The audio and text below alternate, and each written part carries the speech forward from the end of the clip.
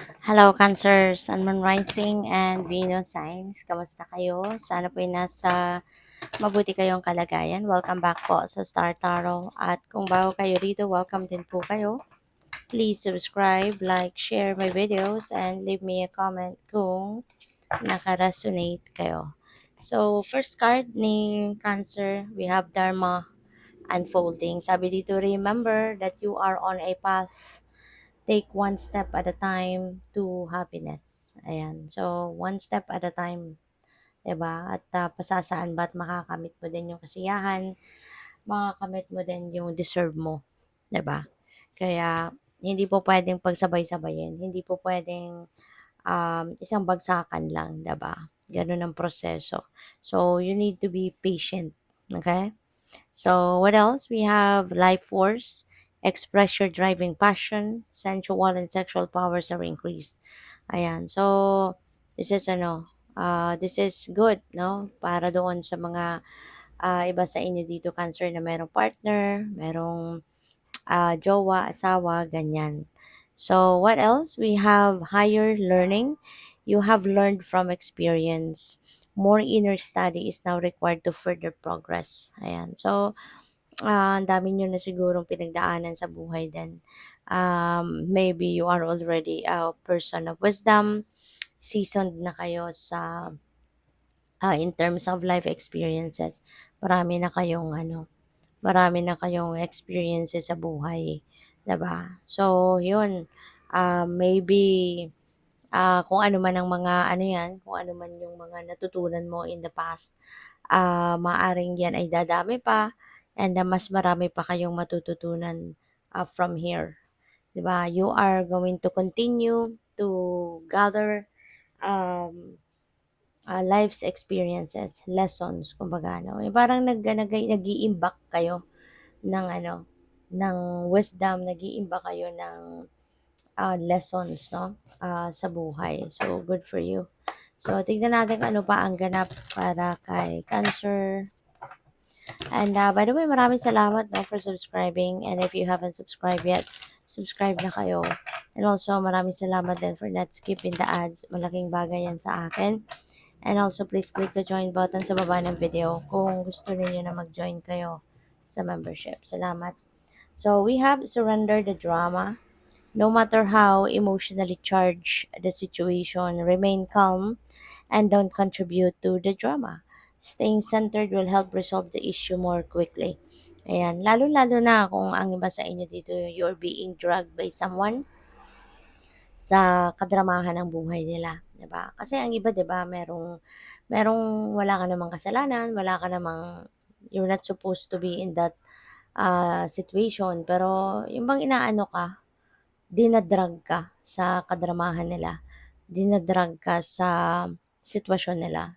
So, as much as possible, 'di ba, iwasan mo na lang 'yon. Kung pupuwedeng talagang hindi ka na sumali, 'wag ka na sumali, 'di ba? Kasi this is not your this is not your business, 'di ba? Wala ka naman talagang direktang sitwasyon na kailangan mong to be involved, 'no, sa sitwasyon na 'yan. Pero parang dinadamay ka lang, 'no, ng kung sino man ito sa paligid ninyo.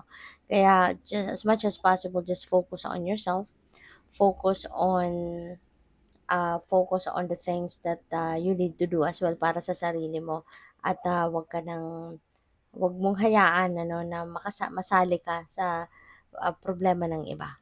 Okay? So, what else? We have surrender is stubbornness.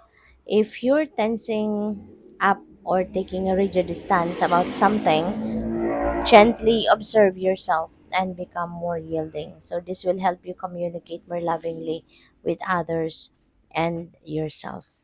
Okay? Kaya, siguro, mga ganitong panahon, ganitong pagkakataon, maganda yung mag-ano ka muna, step back ka muna, focus on yourself. Okay, listen to your inner voice. Yun ang mas magandang pakinggan mo kisa yung susundin mo yung susundin mo yung tawag dito.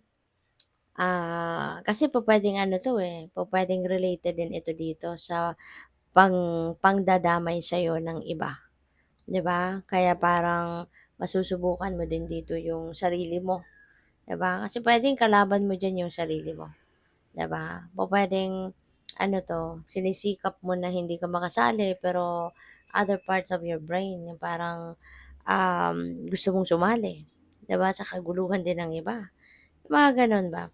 Kaya you really need to ano, to step back muna. Okay, step back ka muna kapag may ganyang discomfort kang nararamdaman, pahinga ka. Piliin mo yung kung ano yung mas makakabuti para sa'yo. Kalmahin mo muna yung sarili mo, 'di ba? Kasi minsan, kapag nadi-distract lang din natin ang sarili natin, so in a way makakatulong yun, no, 'di ba, na mabago yung attention mo, maalis yung attention mo diyan sa ano, sa kadramahan ng iba, 'di ba? Sa impluwensiya ng ibang tao, yung gano'n. So, we have surrender worry.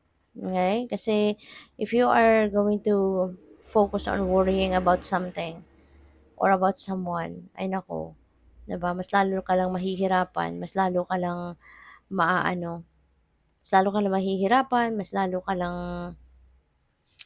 magkaka-anxiety, ganyan, 'di ba? For nothing. Kasi worrying is not going to help you in any way. Hindi naman 'to nakakatulong eh. 'Di ba, yung pagwo-worry natin mas lalo lang tayong mai-stress, 'no? At, lalong-lalo na kaya ka nagwo-worry because ibig sabihin nun hindi mo kontrolado ang sitwasyon. So, why worry, 'di ba? Eh, wala ka namang magagawa kasi nga it's out of your control, 'di ba? So, sabi dito may commitment not to lead an anxiety-driven life. When worries arise, breathe them out of your body.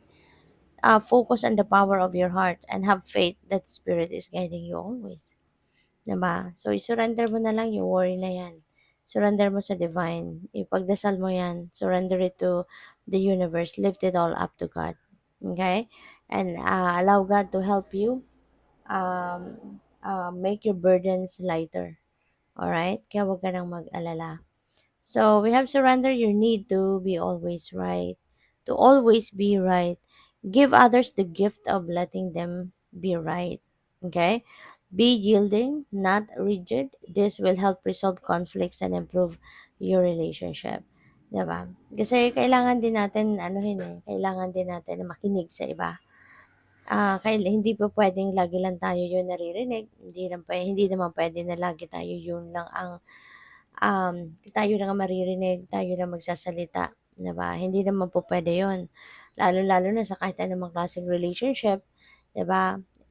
Kahit anong klaseng relationship, it's always a two-way street, 'di ba? Paminsan-minsan, kailangan natin pakinggan din yung iba, 'di ba?